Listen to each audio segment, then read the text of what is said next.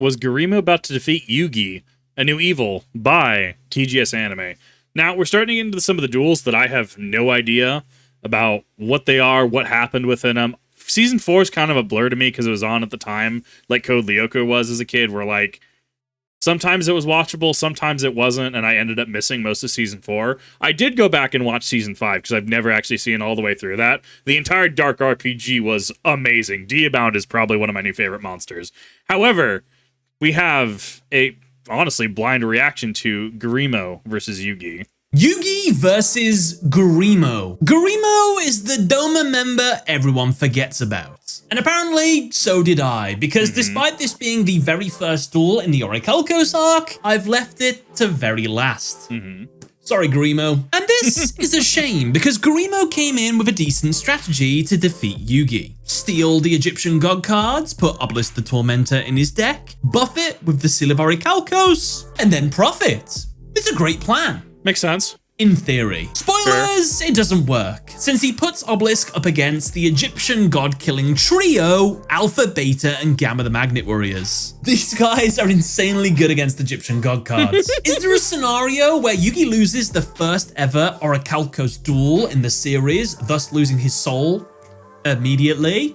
Well, we won't know unless we jump into today's sponsor first, Figgies. Nice. Yugi, Dark Magician Girl, and Blaster Soldier figures are out and collected. Now, however, Kaiba, Blue Eyes Ultimate Dragon, and Saggy the Dark Clown have made their debut. So the question then becomes, are you looking for a new collectible? Well, check out Figgies. They're pixel art magnets from the same incredible artists, First for Figures, who make the absolutely amazing but incredibly expensive figures. I would 100% own those. These are a solution to be a more affordable way to start or expand a collection. Plus, if you're lucky, you might even find a rare bronze, silver, or gold chase variant. Get your own now by using TGS Anime at checkout for a discount. The link is in the description and pinned down in the comments. Thank you, Figgies. Now, let's jump into the duel. I'm going to give that a 9. I thought it was great. So I'm definitely biased. Like I was looking at that Red Eye statue and like I would definitely, if they have a Yubel one, oh, my poor wallet, 100%. But I honestly enjoyed that. I thought it was great. I mean, the transition was flawless. Audio was consistent. Everything felt good, sounded good. Short, sweet, quick, to the point, relevant. Clearly, he uses the product as well. Like, honestly, I absolutely loved that. I thought that was amazing. The duel begins and Yugi goes first. He draws, and his opening hand consists of Beta the Magnet Warrior, Valkyrion the Magnet Warrior, Gazelle the King of Mythical Beasts, the Shallow Grave, Soul Rope, and Dark Renewal. Yugi starts by summoning his Beta the Magnet Warrior into defense. He sets his Soul Rope trap face down and ends his turn. It's Gurimo's turn, and he draws. His opening hand consists of Marauding Captain, Shadow Tamer, Machiura the Destructor, Obelisk the Tormentor, Hidden Soldiers, and the Seal of Orichalcos. I think it's really interesting considering going from something like Battle City or even like the Virtual World arc, right? Where there was some pretty short, quick, and snappy plays. Going into something like Season 5, the whole tournament arc with like Siegfried and stuff. Honestly, like it was really wild to see some more of those plays kind of pop out, right? Definitely felt like more like of the modern game. I mean, even versus what Yugi's grandfather and stuff, having the temple right field spell, Ancient Dragon. Like, I mean, that was just really cool to see the modern game kind of like materialize. So this is gonna fall into some really interesting territory between like Duelist Kingdom is kind of its own thing, right? Between like Battle City and Season 5. So you can start to see like the modern game kind of coming into like fruition, like it kind of coming like not fruition. You know what I'm trying to say? It's in this middle step. It looks like Gurimo starts by summoning his Marauding Captain. Due to its effect, when it is summoned, Gurimo can now special summon a level 4 or lower monster in his hand. he summons his Shadow Tamer. Marauding Captain's second effect makes it so Yugi cannot target another warrior monster on his field for an attack, except this one. This is where I have to point out, honestly, it's a shame Gurimo didn't have a second copy of Marauding Captain, because if you didn't know, if you have two Marauding Captains on the field at the same time, both protect each other, and you can't attack each other because you're supposed to attack the other one, meaning you've just created an infinite defense. Your opponent Magician's Valkyrie does that as well. Opponent cannot attack at all. It's really cool. But he doesn't have it, so oh well. Yeah. Following this play, Gurimo activates his field spell, the Seal of Orichalcos. Now, while this card is on the field, a bunch of effects take place. No one can physically escape the duel. All monsters controlled by this card's user gain 500 attack. The user can now summon monsters into their spell and trap zones. Monsters in the spell and trap zones can't be attacked if there are monsters in the main monster zones. Monsters can be moved between the main monster zones and spell and trap zones. The Seal of Orichalcos cannot be destroyed by card effects. And of course, I mean, I thought it was really interesting because, I mean, it does kind of, like, you could see that in the modern game, though, right? And I mean, Crystal Beast kind of did a thing where, like, Crystal Beast went to the spell and trap card zones as, like, you know, continuous spell cards. Like, oh, and then we also had trap monsters, you know, embodiment of Apophis, right? And, you know, obviously a Paleozoics nowadays. Like, it's an interesting idea. I don't know if they'd revisit it. I don't know if they'd ever revisit it. We are dealing with columns and stuff, you know, Mech Knights, Infinite Impermanence. So even this far back, we can start to see some concepts that we see later on in the game's life. of course, the loser of this duel will now lose their soul. The attack of all of Gurimo's monsters increases by 500. With this newfound strength, Marauding Captain attacks and destroys Yugi's Beta the Magnet Warrior. In response, Yugi activates his set Soul Rope.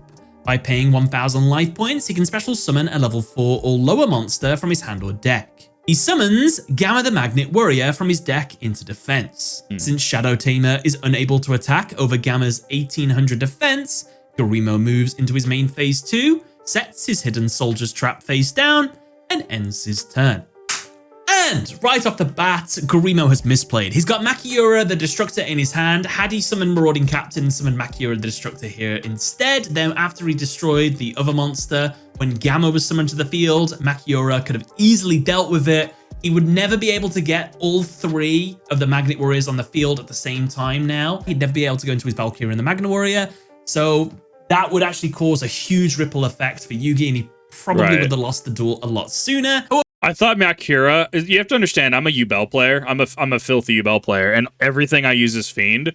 Fiendsmith Track can grab the Dusted Gold, by the way. I literally figured that out trying to teach someone this weekend. I literally activated Fiendsmith Track because I was like, oh, I'm just going to go grab... Wait a minute, why does this grab a Dusted Gold?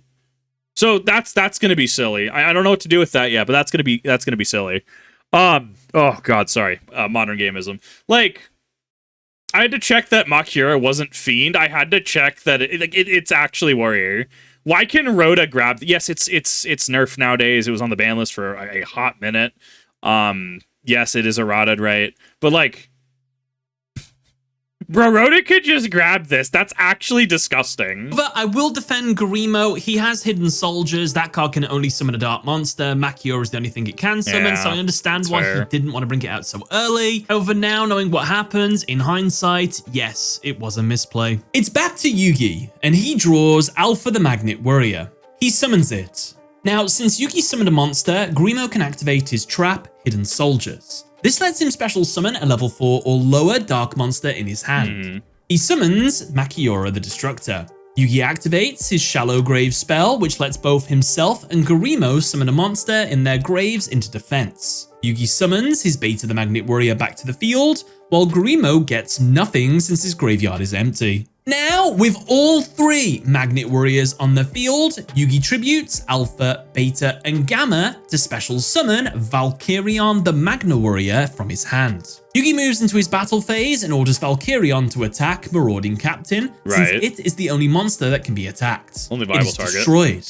Yugi ends his turn. It's Gurimo's turn, and he draws Monster Reborn. He activates it to bring back Marauding Captain. Now, with 3 monsters on his side of the field, he tributes all 3 to summon Yugi's Egyptian god card, Obelisk the Tormentor. Now, normally non-chosen people can't use Egyptian god cards.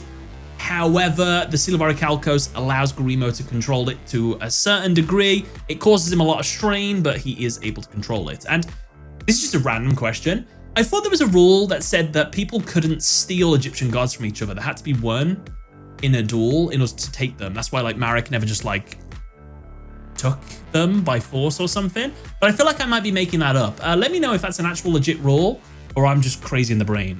Let me know. Gurimo order. No, he's not crazy. I know what he's talking about. Trying to see if stole and corrupted it with the Orichalcos. Not only did he lose, maybe remember some of the biggest L's in Duel Monsters history, right?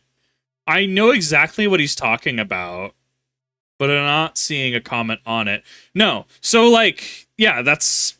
So Ishizu was able to gift Kaiba Obelisk, but Kaiba also has like ancient Egyptian roots, right? And that's why he was able to literally read Ra when Kaiba Court system couldn't even like decipher it, because it was in, as Merrick explains it, at least in the dub, right? It's written in a specific dialect, right? Something, right? That only the Tomb Keepers can really decipher, right? And I think it was in his Duel versus Mai specifically. I mean, the Egyptian gods are kind of weird, right? Like some of them, like a lot of it feels like Deus Ex Machina in certain aspects. Like there's some definite strange interactions with them because, like even in the final duel versus Merrick, right, where like Slifer was able to get Monster Reborn, that wasn't it like spell speed 2 because Ra attacked into Yugi with Obelisk during the Battle City finale. And Monster Reborn Slifer ate the Ra nuke, right? They're kind of strange. Like I don't know, man. I know what he's talking about. I think that was the general, like, yes, this is the reason why Merrick can't just, go and steal the Egyptian gods out of his desk. Like Bandit Keith steals Joey's Glory of the King's Hand, right? Out of his like jacket pocket, right? Like that, why that can't happen, or can't have his rare hunters just rough him up and take it, right? Like, and I know the Millennium items, I guess, work the similar way too. No, I know exactly what he's talking about. I don't remember the actual lore interaction, and I would honestly defer to somebody with knowledge of the sub versus, because I've only ever really watched the dub. I would definitely welcome a clarification errata on that, because like. Yeah, the Egyptian gods get a little strange, having watched through Battle City recently, and even going through Season 5, they get a little strange. There's Obelisk to attack and destroy Valkyrion, the Magna Warrior. Gurimo ends his turn. It's Yugi's turn, and he draws Graceful Charity. He activates it. Now he can draw 3 cards and then discard 2 cards. He draws and gets Dark Magician, Collected Power, and Monster Reborn.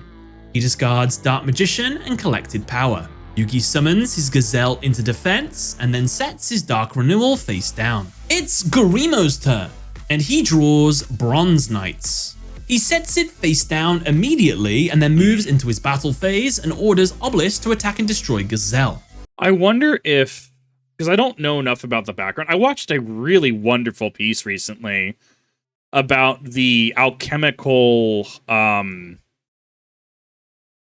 I don't want to use the word allegory. Like how the Seal of Orichalcos, the entirety of Season 4, is effectively just one big alchemical ritual, and it discusses alchemical concepts such as the ego death, and that's why the Great Leviathan, being Darts, who is not able to go through ego death, is actually very fitting instead of a phoenix. Like, there was a really cool video. I don't remember who made it, but it was actually a really cool watch. Which honestly, just watching old Yu-Gi-Oh, I'm just like, I don't think we'd see a show like this in modernity.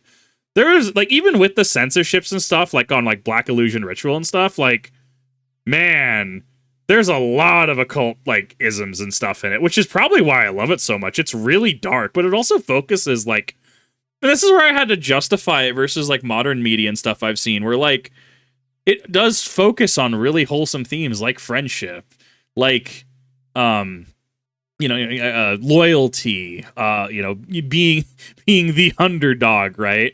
And trying your best. There's so many good themes within the show.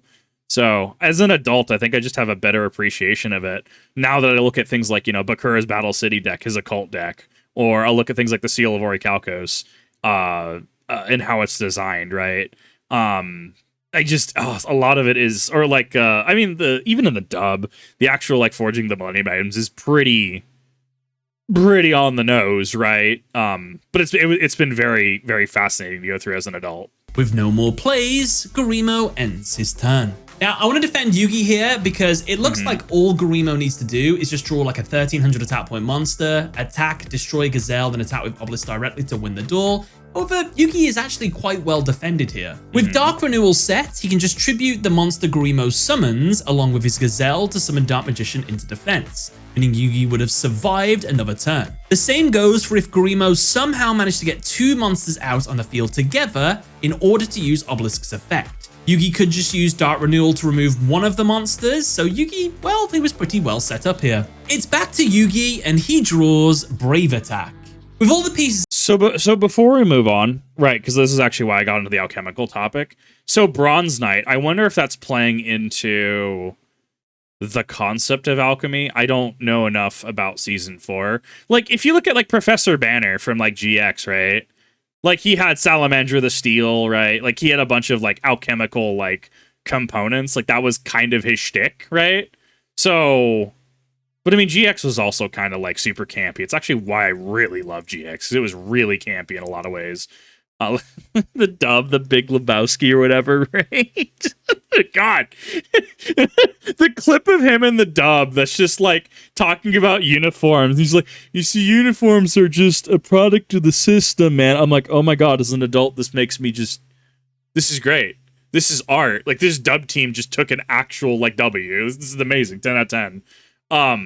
But I wonder if that actually feeds into the concept of Orichalcos and alchemy, him having bronze soldier. In place, Yugi starts his god-killing play. He activates Monster Reborn to bring back Valkyrion the Magna Warrior. Cool. He activates Valkyrion's effect, which lets it tribute itself to summon its 3 materials to the field. Finally, Yugi activates Brave Attack. This card combines all of Yugi's attack position monsters' attack points into one singular attack. However, after the battle, all of those monsters are destroyed. Now in the show, this play is represented by all 3 Magnet Warriors attacking individually, and they start chipping away at Obelisk, and the final one is what destroys them. What's actually happening is you could just imagine these 3 monsters have become one monster, and all their attack points have all been combined. So that's how it would really look, but this is just anime to make it look cool. Right. So now with a 4,600 attack point Alpha Beta Gamma monster, it attacks and destroys Obelisk the Tormentor. As the battle phase comes to an end, the Magnet Warriors are destroyed by the detrimental effect of Brave Attack. Yugi ends his turn here. It's Gurimo's turn, and he draws Card of Sanctity. He activates it. Now, both players draw until they have 6 cards in their hands. I'm going to be honest, so Card of Sanctity kind of reminds me of like Professor's Research from Pokemon, right? Or a couple other cards. I would say N, but not necessarily, right? Well, N equivalent, right? Shuffle your hand and then draw equal to your prize cards, right? Because like this was an era where searching wasn't necessarily super powerful, right?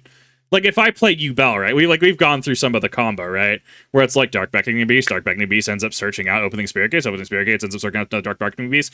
Cool, either summon second Dark Beckoning Beast or go for Samsara D Lotus effect, activate, tribute, go ahead, search out Spirit Yubel, Spirit Yubel effect, like go through the whole like combo, right? And like we're like bro, I could probably go for actually 20 minutes to play like the entire combo out. It's awful. But like that's the modern game, right?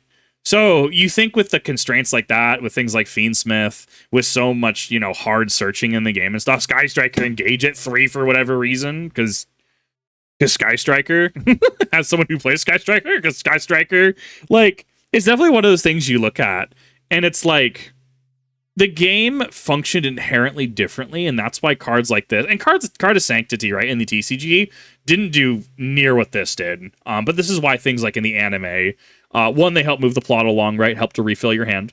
But 2, it also is one of those things where it was just a fundamentally different game.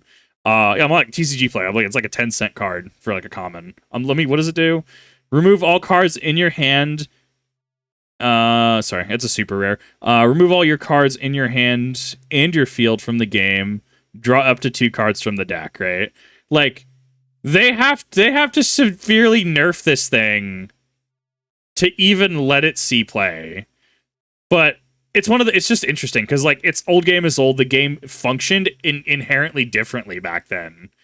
Yugi drew first. He had 6 cards in his opening hands. What was it, 2013 or so? Dark World format, right? When you know, Structure Deck Age of the Dark World was a thing, right? When, oh man, I missed that format. But like, what was when the field spell change happened? Because field spell, remember, was both players back in the day, as well as you did draw going first. I would have to have somebody math out the advantage. I've heard it is a slightly like a 51% or something like that advantage to going first. So the balancing point is to actually like not have your draw because you have so much advantage already building your board in the modern game. It is less of like this duel started out. You know, I'm going to play, you know, Beta the Magna Warrior, and then I'm going to set a card face down, and I will pass to you. And then your opponent goes, I'm going to drop Marauding Captain effect, special summon this. Grats, set 1 card face down, pass turn, right? It's less like that, and insert Yubel combo. Eventually get to my end board of like what? Phantom of Yubel, Varudris, maybe Apollo USA, Appaloosa, sorry, meme. Drop something like Appaloosa, depending if it's legal in the format. Like, you have your end board. Grats, can you break my end board? And then your opponent goes, and your opponent's having to play through Ash Blossoms, Droll and Lockbirds, right? Mulch Armies, even Max C if it's in the format, right? Like, it's really interesting to see how far the game has come and how far the game has diverged, but also at the same time, kind of stayed true to the source material. It's very fascinating to me. Since both Yugi and Gurimo's hands are completely empty, they both draw 6 new cards. Yugi draws and gets Watapon, Dark Magician Girl, Queen's Knight, Kuriboh, Magical Academy, and a mysterious spell card. Since Watapon was added to Yugi's hand via an effect, it special summons itself to the field. Gurimo draws and gets Warrior Digrapher, a warrior returning alive, Shield Wall, and 3 mysterious cards. Gurimo summons his warrior Digrapher. Yugi, in response, activates his set Dark Renewal. Since the opponent summoned a monster, he contributes it and 1 card he controls in order to special summon a spellcaster from his grave or deck. He tributes Grepher and Watapon to summon Dark Magician from his grave. Gurimo sets his quick play spell Shield Wall face down and ends his turn. Fun fact, if Yugi didn't have that Dark Renewal face down, he would have lost here. Gurimo could have won with his set Bronze Knight's quick play. Discard 1 card, summon a Bronze Knight, attack Watapon with it, then attack for game with Grepher. But, oh well, it's back to Yugi. And he draws... I like that it actually is like, yeah, like he could have lost here if he didn't play optimally, right? Like if he didn't have that, like this would have been game. I like that there's actual stakes. Dust Tornado. Yugi moves straight into his battle phase and uses Dark Magician to attack Gurimo directly, attempting to go for game. However, Gurimo activates his Shield Wall. This lets him summon 4 shield tokens into defense. He summons them into his main monster zones. A replayer. I like that this mirrors what I've seen of the darts duel at the end, where it's captured souls of like my Joey, right, on the Mirror Knights. Occurs since the number of monsters on the field has changed, and Yugi attacks and destroys 1 of them. Following this, Gurimo activates his second quick play, Bronze Knights. Now, for each card he discards, he can summon a Bronze Knight token. He discards the 3 mysterious cards in his hand to summon 3 tokens into his spell and trap zones. Right. Yugi ends his turn by setting Dust Tornado and Magical Academy face down, and summoning Queen's Knight into defense. Dude is just playing white for Magic the Gathering. Dude is just like actually summoning a bunch of weenies and buffing them. He's summoning a bunch of like 2/2 dudes and buffing them to 4/4 at his backline. Wow. Keep in mind with the shield tokens in the main monster zone and the bronze tokens in the back row, the bronze tokens can't be attacked unless the monsters in the front row are destroyed, so they're protected, so he can go on the offensive without having to worry about them being attacked and losing life. Dude, I kind of want to see this as an archetype now, though. Like, actually. I want to see, like, just, like, Orichalcos as an archetype. Or even the mechanic just repurposed, right? Like, I mean, you might want, like, yeah, there'd probably be, like, balancing points on, like, maybe certain things having certain effects if they're in the back row, right? But, like, I don't know. I would love to see this as an actual deck. 5 points. Fun fact. And right before we get to the penultimate turn of the duel, don't forget to subscribe because I have a 5-hour Orichalcos Arc duel analysis mega mix coming out featuring every single duel in the entire season. And if you can't wait to watch it, then subscribe. It's Gurimo's turn. I like that. Very non-invasive way of doing that. Definitely go ahead and subscribe. Like, this man puts out great content. And the penultimate turn of the duel. He draws and gets allied forces. Yugi immediately activates his Dust Tornado, attempting to destroy the Seal of Orichalcos. A bit premature there, Yugi. Maybe you want to wait till like the battle phase, or like at least the end of the main phase, see what's going to happen here. Maybe he summons another monster in the spell and trap zone, so when you destroy the field spell, at least you get rid of more things in the back row. Maybe he's going to use a continuous spell or something that would be even better to get rid of, because, you know, maybe just wait a minute. But no, okay, just attempt to do it, and it doesn't really matter because it doesn't work, since it is revealed that the seal is unable to be destroyed by card effects. Gurimo then activates his spell, the Warrior Returning Alive, which lets him add a warrior in his grave back to his hand. He adds back Warrior de Greffa, since it is the strongest warrior in his grave. He summons it to the field. Now this part is really important because it's going to become important so much later. Where does he summon this de Greffa? Does he summon it into the main monster zone so that the back row is now protected by 3 shield tokens and this what's going to be a 3000 attack point monster? Or does he summon it into the back row so it too is protected by the shield tokens? But if the shield tokens are removed, then the other monsters in the back row are susceptible to being attacked. Which, if you're going to play a card like Allied Forces, which boosts this monster's attack for every warrior on the field, you'd probably want to protect the warriors as much as possible. So let's see what he does. Well, he summons it into the back row, which I'm just going to let you all know now, it's just cost him the duel. Gurimo activates his continuous spell, the Allied Forces. This card now increases the attack of all warrior-type monsters on the field by 200 for each warrior and spellcaster monster on Gurimo's side of the field. While the shield tokens are rock-type monsters, the Bronze Knights are all warriors. So, with 4 warriors on his field altogether, they gain 800 attack points each. Gurimo moves. I mean, it combos into each other really well, right? Especially for this era, right? Like, he's managed to not only gain field presence, like actual board presence, but he's also managed to, like he's using, you know, continuous spells, right? But, like, he is also buffing them to relevant numbers. 1800 is a very good sweet spot, even in the modern game. Moves into his battle phase, and now with a 3000 attack, de Greffa destroys Dark Magician. Gurimo then uses one of the Bronze Knights to attack Queen's Knight. However, Yugi activates his set, Magical Academy. This card lets Yugi discard 2 cards from his hand to special summon a spellcaster type monster in his hand. But if it's a level 5 or higher, he must still tribute monsters for its summon. As well, the monster summoned has its level increased by 2 and its attack increased by 500. Also, any spells or traps that target this monster are negated until the end of the turn. So, Yugi discards his Kuriboh and the mysterious spell card, tributes Queen's Knight to summon Dark Magician Girl. Dark Magician Girl becomes a level 7 monster with an extra 500 attack, and as well, its attack is increased even further by 300 thanks to her effect, since there is a Dark Magician in the grave.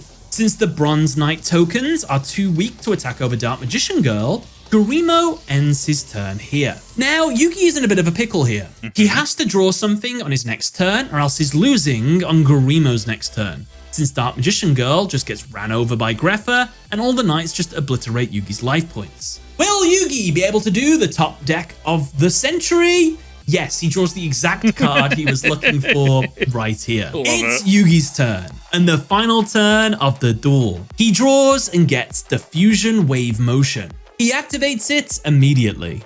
By paying 1000 life points, he can target 1 level 7 or higher spellcaster monster he controls. It can attack all monsters the opponent controls. Since Magical Academy made Dark Magician Girl a level 7, she is a viable target. And so, Dark Magician Girl attacks all 3 of the shield tokens in the main monster zones. All 3 are destroyed. Now, with no monsters in the front row, the attackers in the back line are fine to be attacked. I love Diffusion Wave Motion. I also just love effects like this. Like, Bujinte Susanoo is actually one of my favorite Ixie monsters just ever, because it just like, cool, I'm going to crash into everything my opponent owns at least once. Dark Magician Girl destroys all the bronze tokens. As she does, each time she destroys one, the next one becomes weaker and weaker, until she gets to Warrior de Greffa, who is weakened to the point of it being able to be attacked and destroyed as well. Fun fact, the duel was actually over after the second bronze token was destroyed. Yugi didn't have to attack those last 2, but technically he could attack everything. So yeah, that Last 2 attacks was overkill by Yugi. Yugi wins the duel. Now, I mentioned this a little bit earlier, but Gurimo could have won this duel. All he had to do was summon that Greffa into his monster zone instead of his spell and trap zone. With a 3000 attack point Greffa, the only way to weaken it is to destroy the continuous spell, allied forces, or destroy all the warriors in the back row. Had he done this, Yugi would have been unable to attack over Greffa, so he would have just had to pass with a 2800 attack point Dark Magician Girl. Gurimo's turn, attack with everything, and win. This is all, of course, assuming Yugi can't will a different card to the top of his deck, because obviously he got be part of the cards drew the exact card he needed. I guess he could have heart the cards, drew Pot of Greed instead, activate Pot of Greed, get the Fusion Wave motion, and the Magic Book equip spell to increase the attack of Dark Magician Girl, and then she can just attack over everything. And it's the same thing, but in reverse. You attack the big monster first, and then you just obliterate everything else. In terms of the overall duel, there wasn't that much alternative plays anyone can do. Both people played pretty well with the hands that they had, but yeah, Gurimo could have won at least twice during this duel. Whereas for Yugi, he had to win where he won. But with that, don't forget to subscribe. Check out one of these videos if you fancy.